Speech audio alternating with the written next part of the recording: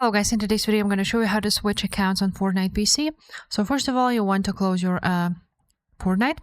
Now what you want to do is go ahead and open up your Epic Games Launcher where you got your Fortnite from.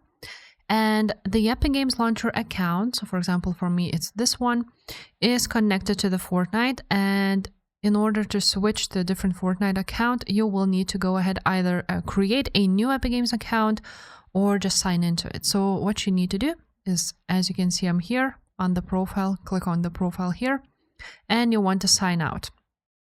After that, once you will sign out, you want to go ahead and sign into your different account.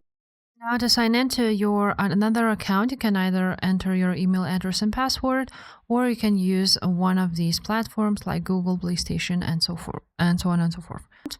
And now once you will signed in, you will see that this is a different account, and that's how you can switch it. So that's pretty much it, guys. If this video was helpful, make sure to subscribe, and I will see you next time.